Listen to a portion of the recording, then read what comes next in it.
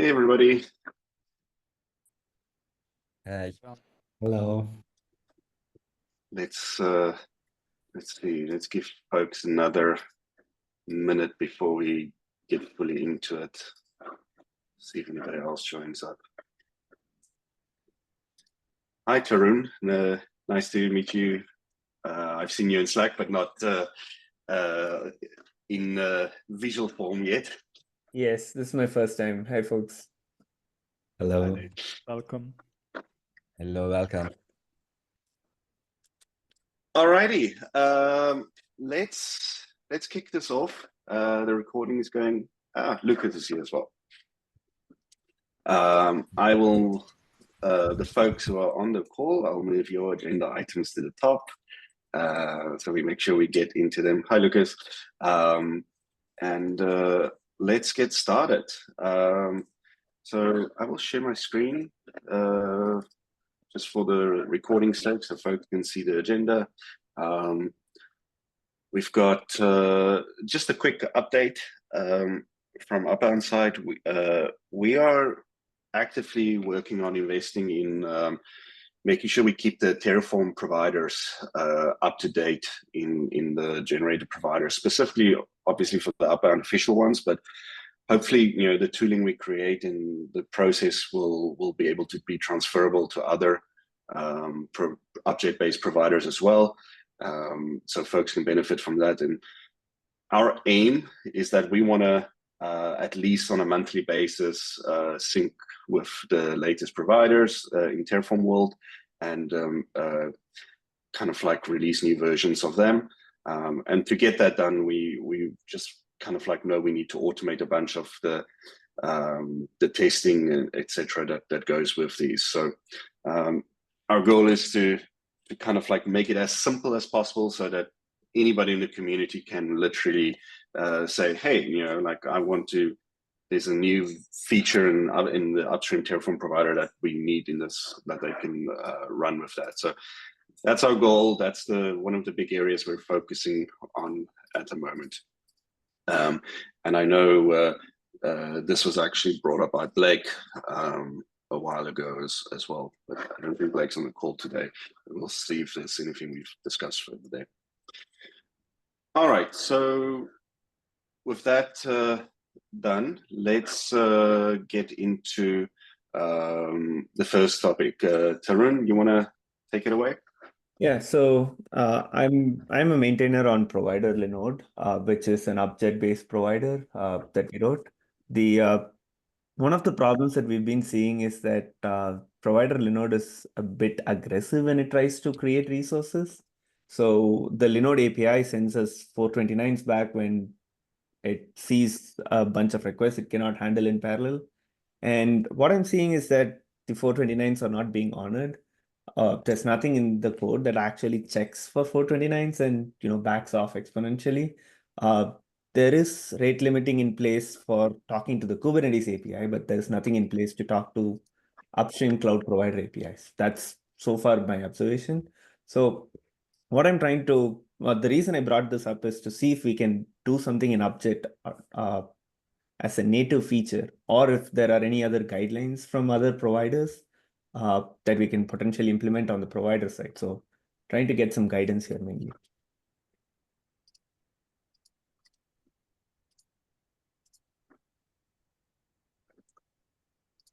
So let's kind of like just talk through this. So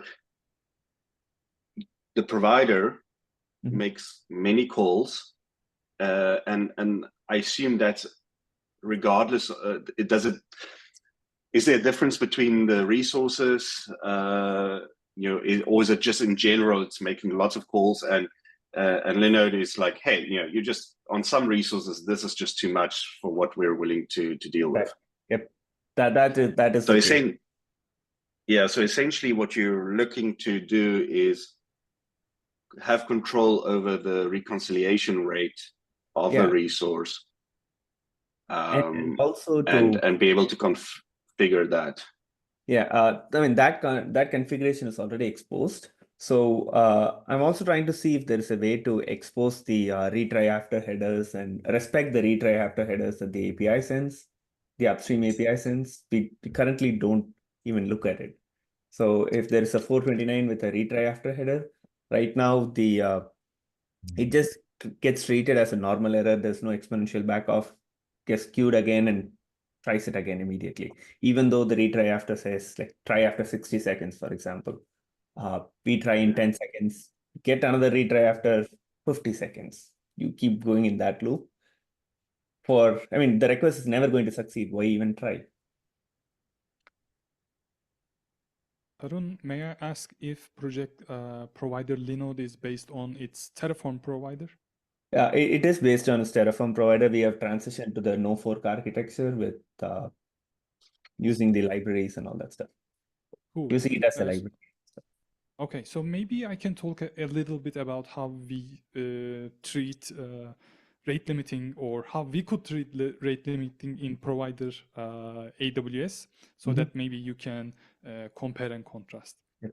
So currently what we do is we let Terraform provider use an AWS client, which is an SDK client,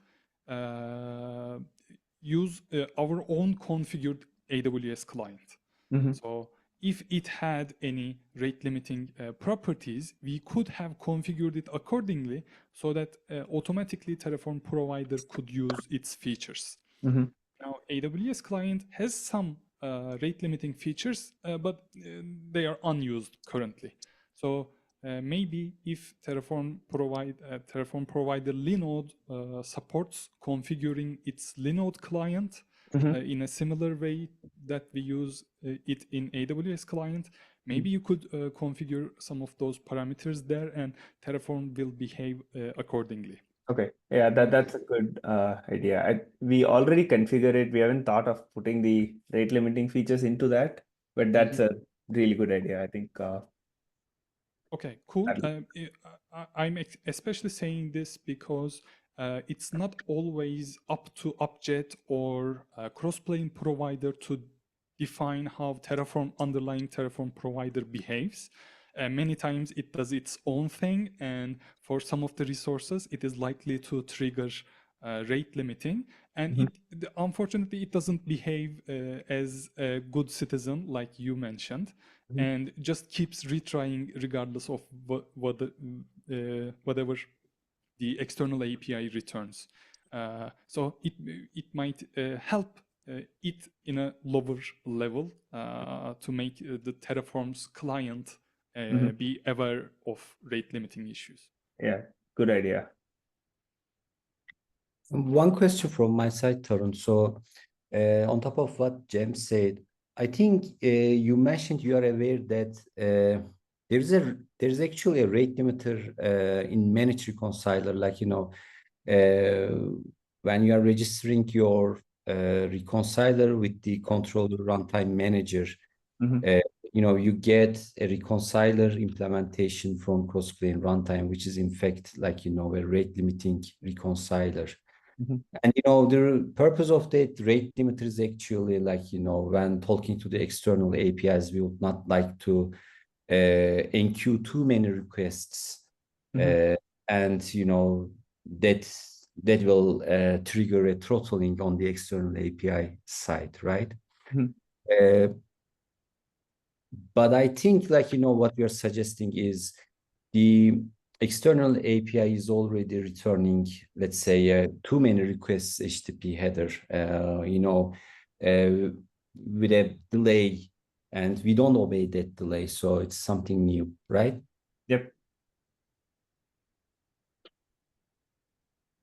So Alper, would we be able to respond to the retry after header in Upjet, or is that something that needs to be done in the Terraform provider? Yeah, unfortunately, Upjet, the Upjet itself does not control the clients that we are using. It's like, it's the responsibility of the external connector, which lives inside the provider, not in Upjet, but inside the provider. And like, a potential issue here is, the provider does not always, so sometimes like, the AWS provider, for each reconciliation we initialize, a new client. So it will not have the state, like, So, but, if you have a mechanism, through which we can extract, the retry after header value, and if we can, requeue the request after that value instead of the usual poll period, or if we are doing an exponential backoff in case of errors. And, in this case, we will be exponentially backing off, right? Because we are trying to talk to the external API and it's not returning a 200, a success, but instead, it's returning a too many requests error. And I think it results in a sync false state, right? I'm sorry? It results in the synced false state. Correct. Yeah. With a proper error message telling Exactly. you that there have been too many requests. And it eventually succeeds too. So it's not a problem on the provider end where it tries to reconcile. It eventually does succeed. So there's no place with that. It's more than being a good citizen and excuse me. No, go ahead. So in that case, what we are doing is an exponential backoff. And the exponential backoff starts rather frequently, multiplied by a factor at each retry. So eventually there will be large delays. But I think what you are observing is the server side is telling you to wait for 60 seconds, and until that cap, we are already doing too many retries that will fail. Yeah, so I see. So there are already some discussions going on, regarding how retries can be enhanced and things like that. And as Jem said, if you are reusing the same client during multiple reconciliations in your implementation, so you said that you have switched to the no fork architecture provider. So that's good news. Then, as Jem suggested, you may find a path via that one. Yeah, so we took inspiration from the AWS provider to implement our no fork stuff. So kind of assume that that's the way to go. So, and it has been working well for us so far. I did not really think about putting the retry headers into our clients. I don't know if our Linode clients support it. Maybe that's where I'll talk to next. Figure out how to respect the retry headers there. It'll be useful for the community too. Thank you. This was useful. All right. Lucas, over to you. All right. Hi, folks. Thanks for having me today here. Right. So this is something that right. Let's take another step back. So I'm a platform engineer working at WellHub. We've been using Crossplane for around 2 years now. And thanks a lot, by the way, for all your efforts. It has been great. It has helped us solve many problems, not only technical, but also organizational.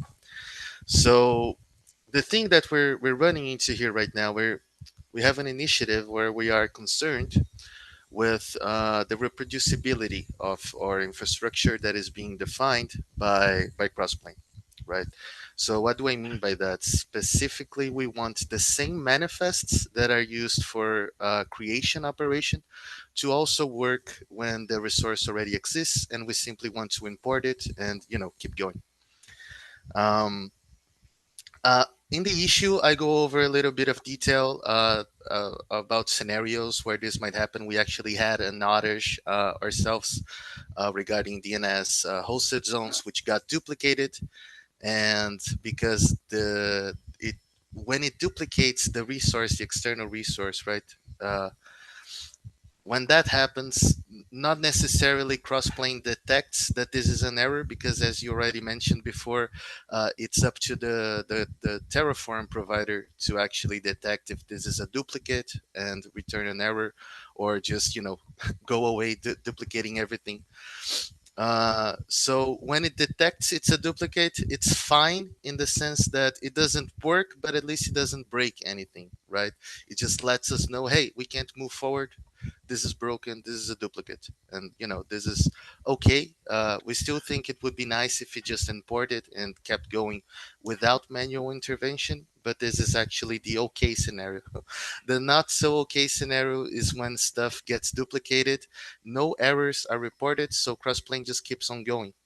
This is usually aggravated when we have a composition, because if one of the resources is a duplicate and it doesn't pop up any errors, the composition just keeps going. So what happened in our case was that it duplicated a hosted zone, and it also delegated authority to that new zone. So basically, we still had the original zone with all DNS records there, but it simply was not being used because of this duplication, right?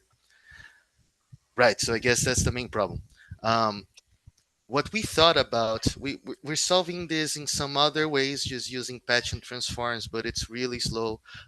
We also are trying to use environment configs, but there are corner cases, there are things that don't work as well as they should when we try to do that. And usually it also requires a different manifest for when we're creating and when we're updating, because then we need to supply some field saying, hey, we want to import if it exists, or this is the external name that you need to import, and that kind of thing, right? Um, so what we thought about was, okay, so I know that the Upjet is meant to be like a very generic framework. It doesn't necessarily need to work with cloud providers, but I understand that is a very large use case, right?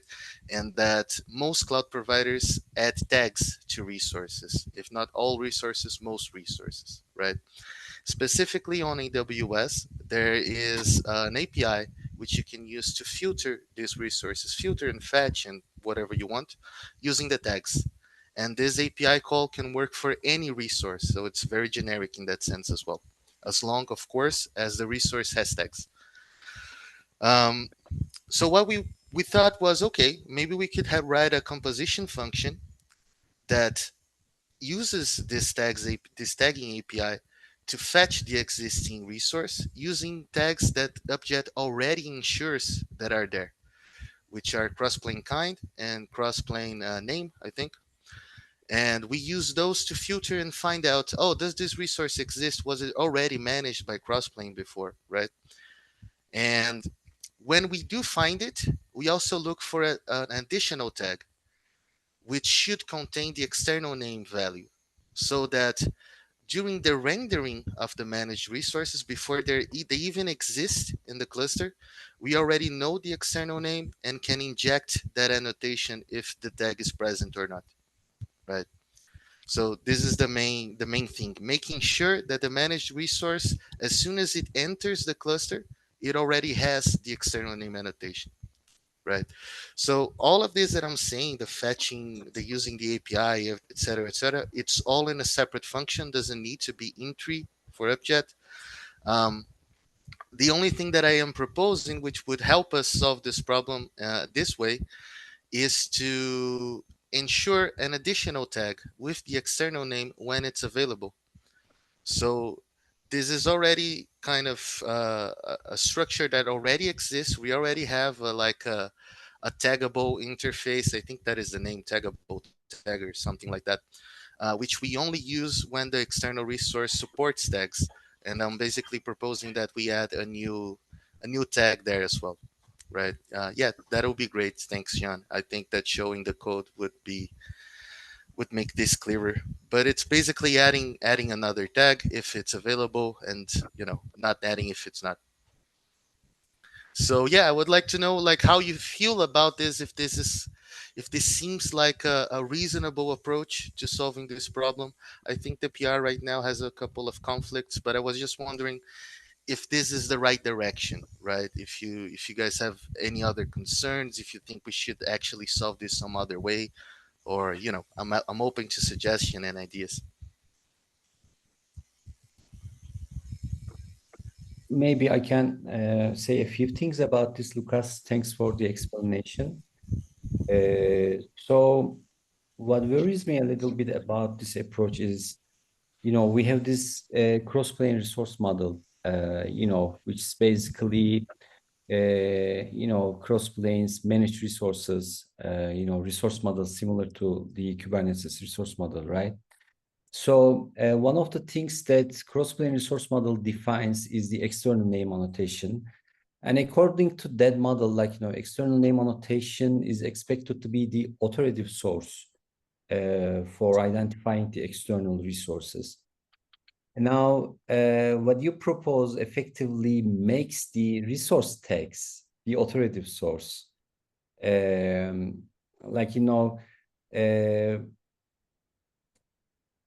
So I think it's okay to discuss this. I see, nothing wrong with it, of course. But I feel also the proper place to discuss this is upstream crossplane. So it will be like an extension to the crossplane resource model, because that's why I'm suggesting this. Yeah, I think that makes sense. So my first thoughts were, okay, let's propose this to Crossplane, right? But it still is a concept that's maybe not robust enough, maybe not tested enough. So I thought, okay, let's do baby steps. Let's first try to get this on Upjet. If it works, if it's good enough, if it does what we're actually hoping it will do, then maybe we can move upstream and try to propose it to Crossplane as a whole. I understand your point also about okay, the annotation is the source of truth. I don't think this change necessarily changes that because we would still, Crossplane would still use, the provider would still use the annotation as the entire source of truth.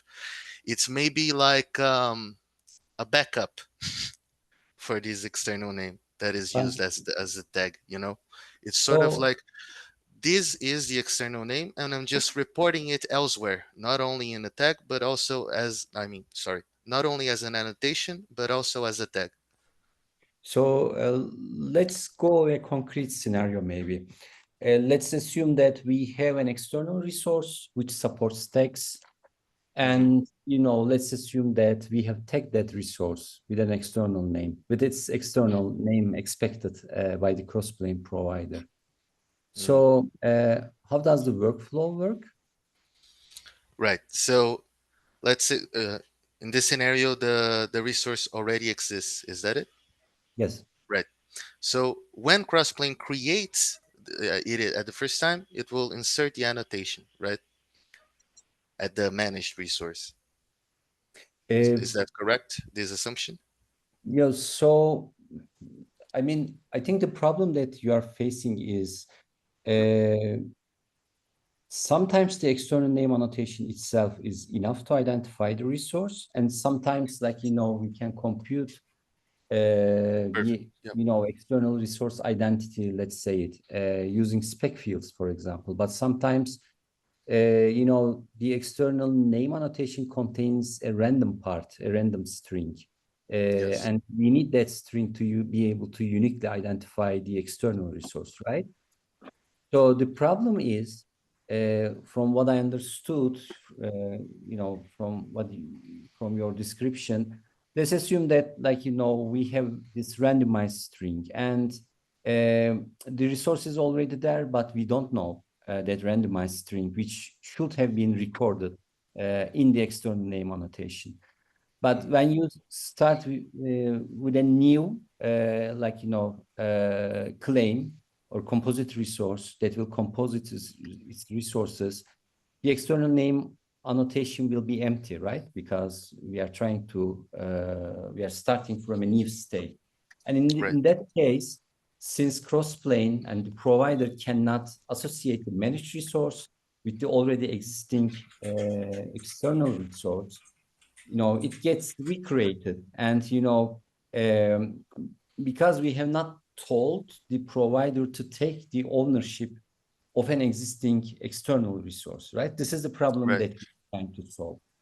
But then how do you associate the existing resource, which contains the tag? So we know that if we set the value of the external name annotation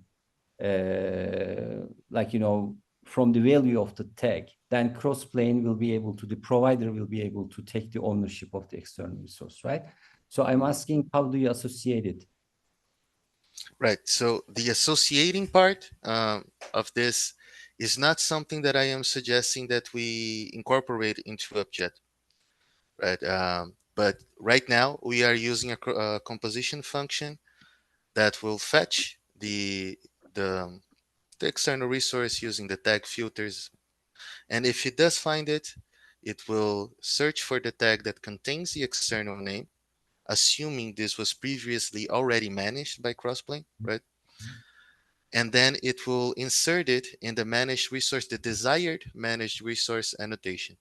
Annotation. Then, like, you know, if the function discovers the resource with the external name annotation, it sets the external name annotation, right? Right. So I feel like this makes the tag as the authoritative source. That's why I'm suggesting, like, you know, we need to, you know, we need to revise the cross-plane resource model. That's why I'm suggesting this. So this is like, you know, importing resources, and as we can do this with Upjet as you suggested, but we can also do this with an external entity, like, you know, on the let's say import path, you are using this composition function, right? To discover, to query the resource with the external name tag, and then setting the external name annotation. But then you can also do this, like, you know, you can do the labeling part, not via Upjet, but via a higher order entity, right? I'm not sure I follow. I mean, who would set the tag here, So, if not Upjet? so like, you know, can you extend your composition pipeline so that there is another function that inserts these tags? Right. That is how we are solving right now. Yeah, yeah. Right. So we insert the tags. I mean, to be fair, we're using the fork of the implementation I did, but previously we were solving it with another patch that would store the external name in the status and then take from the status and store it in the text. The problem with that is um, not only does this make the reconciliation take longer times, because the to composite field patch only executes after all the from composite patches. So it's never, it usually takes two reconciliations to make the whole trip, right? Um, and by this time, it might have already duplicated things because it already reconciled once, right? So it already attempted to create the managed resource, and it might have already done what it was not supposed to do. But we could, I mean, have a more generic function that would add this tag. Yes, I believe so. But I mean, on the other hand, I do see some value in simply having this tag. I mean, excluding the problem itself that we're trying to solve.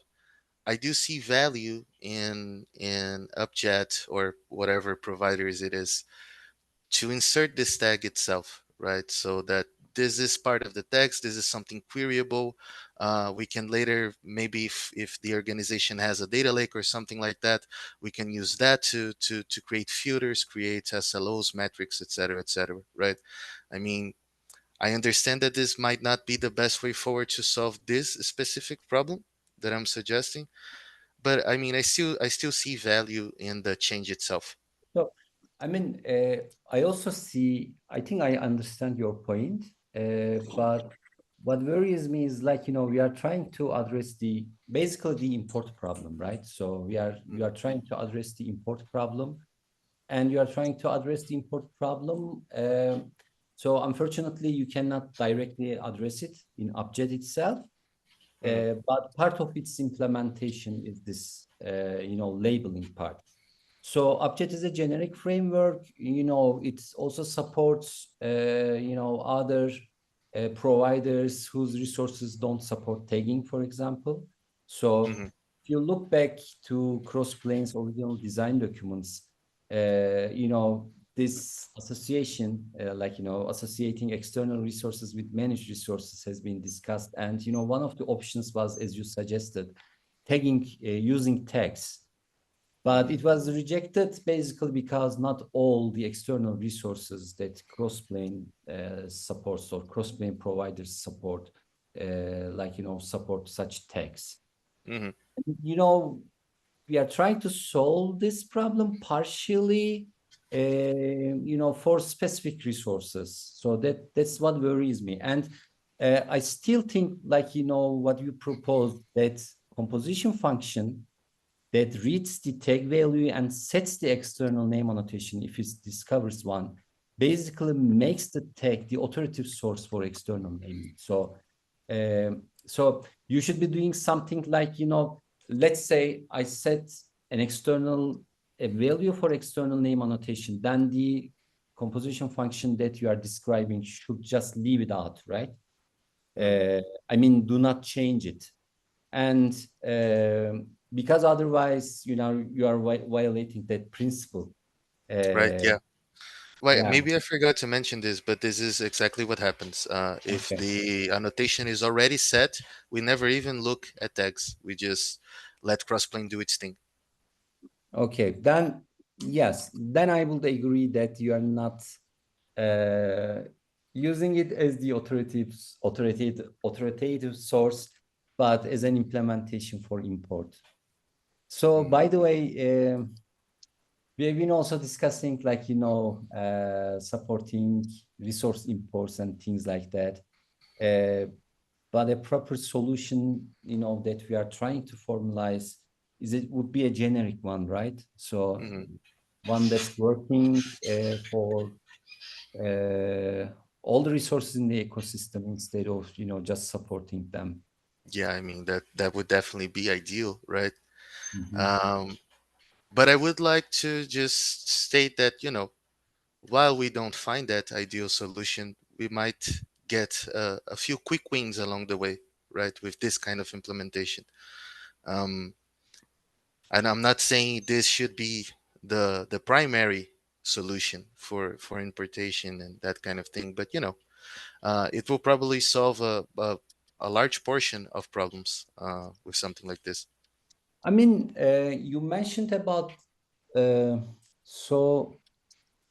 I think you should not be leaking resources if you implement such functionality via a composition function.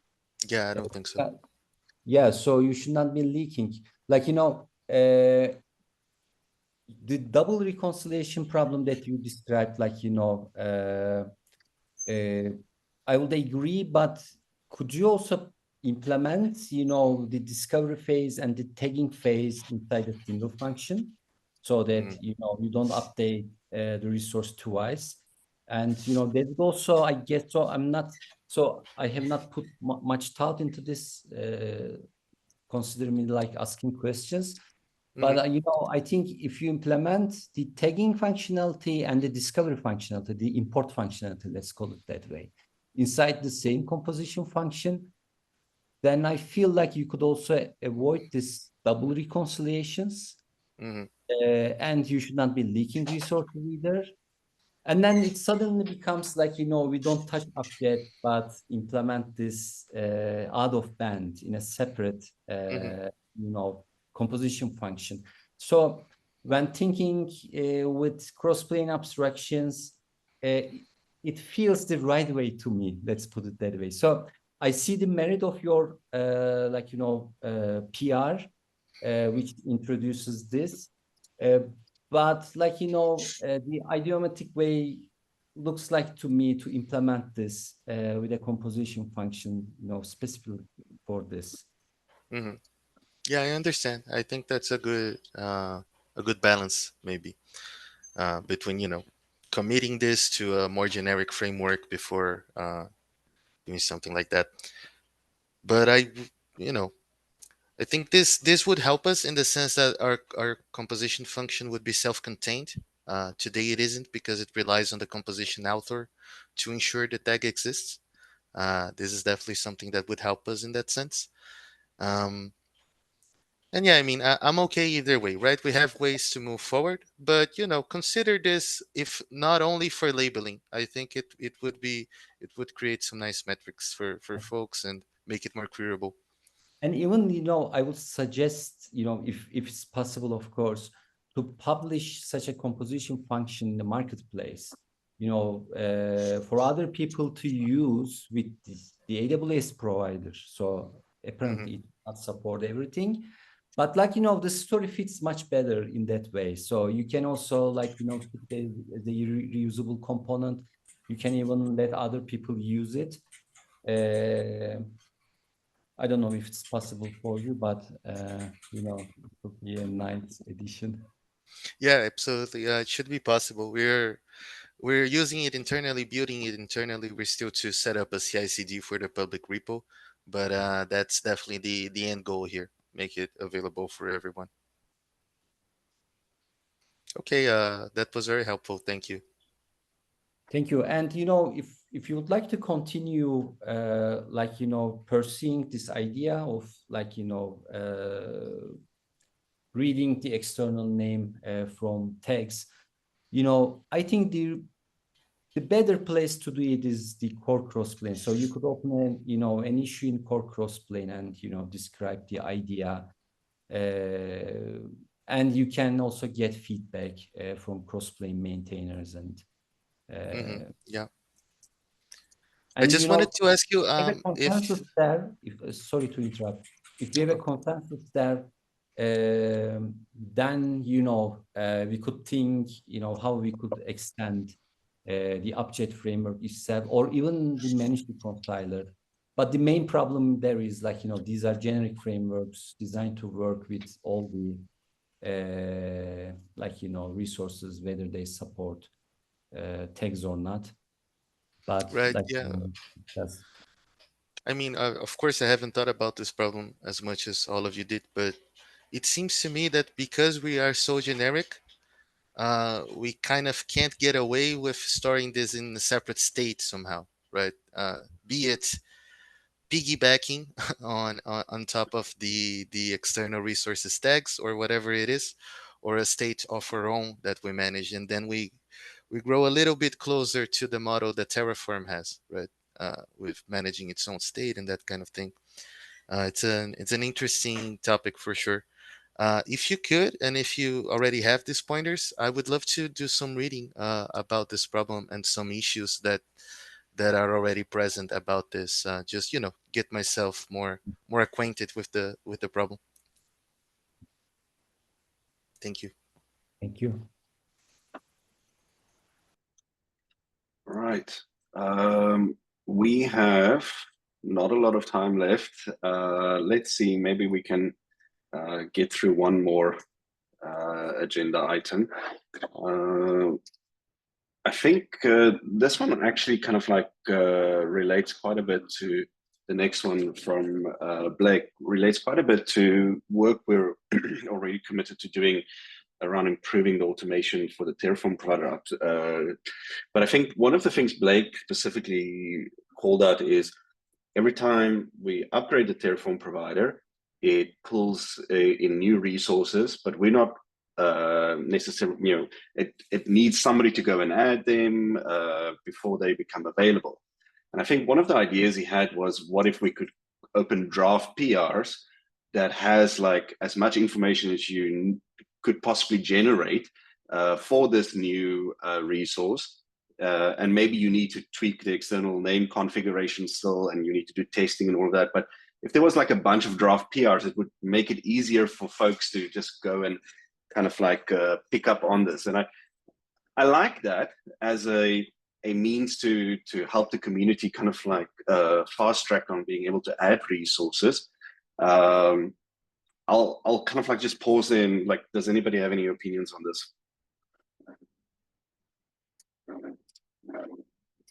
Now that we are almost merging, adding new resource object documentation, it might help to automate a process based on that documentation. Yeah, I was going to add that. Okay. I'm Well, going let's to add a link to it, by the way. Okay, thanks. And I know I owe Fatih a review of that documentation as well. Otherwise, he's going to merge without me reviewing it. So I'll get to that, Fatih. The other one is he had a question around removing the fork of the providers that we use, and he references how Pulumi does it by basically they have a sub module and they have a bunch of patches they apply and so on. One of the challenges I'm seeing right now with Pulumi is like, I don't know how they get away with publishing their providers as Apache licensed. You know, one of the big reasons we have the forks is obviously we want to, you know, have certain customizations applied that, you know, by default, we would love everything to be upstream and so on, but there will be some things we need to do. But I just had a look then. The reason, for instance, the folks are currently still in the Upbound organization and not in Crossplane Crontrip is just purely a licensing thing that we're trying to solve with the CNCF as well.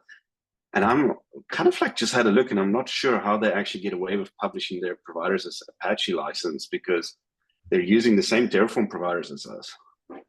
Yeah, so that's exactly the case. So we had a look at this, but I missed, like, you know, the fork part.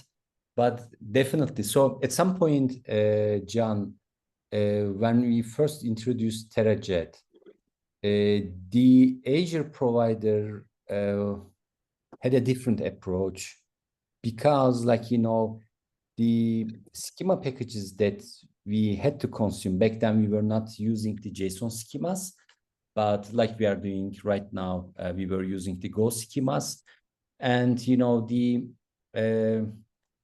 Go schemas were not exported for the Azure provider. And, you know, we followed an approach like, you know, we used to check out the Terraform Azure provider and, you know, copy a package that exports some functionality, you know, the functions that we are going to use to read the Go schema. And we were, you know, building the provider in the CI against that, you know, patched, like, you know, clone.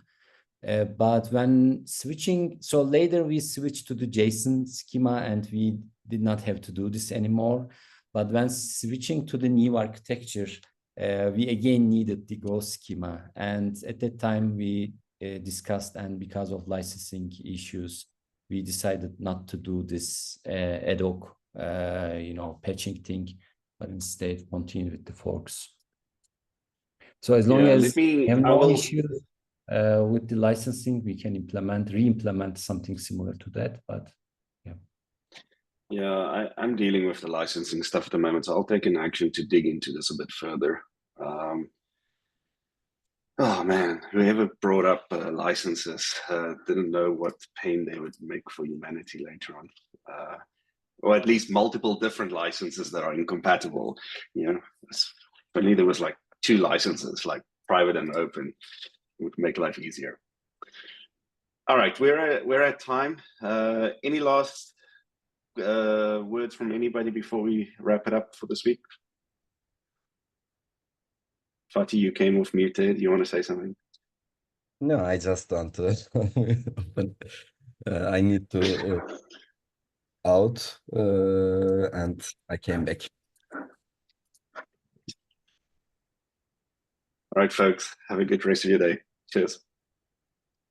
Thanks, folks. Have a good one. Bye.